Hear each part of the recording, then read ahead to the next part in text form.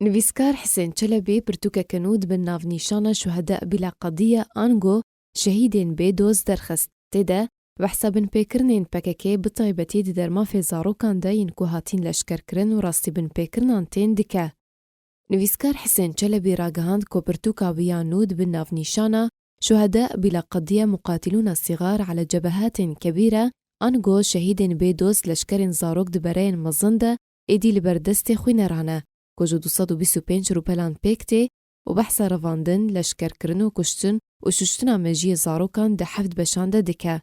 لدست پیکی ده لشکر کرنا زاروکان، بنماین لشکر کرنا زاروکان، بهانه لشکر کرنا زاروکان، سدمین لشکر کرنا زاروکان، رین لشکر کرنا زاروکان، لشکر کرنا زاروکان ده نافورا انکار پاککی و راپورین رخستن ناف دولتی کو بهتر جسد روشن رواندن و لشکر کرن تیده هاتنا بلگه کرن.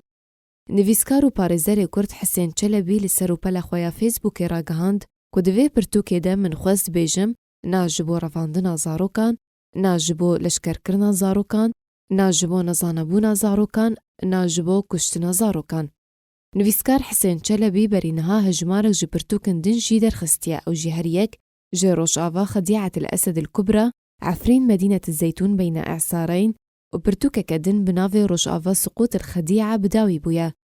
Nivîskar û parêzerê Kurd Hisên Çelebî li Almanyayê dimîne. Derçûyê zanîngeha Şamê beşê mafan hejmareke mezin ji gotarên wî derbarê dosyeya Sûrî û ya Kurdî hene û sê zimanan dizane.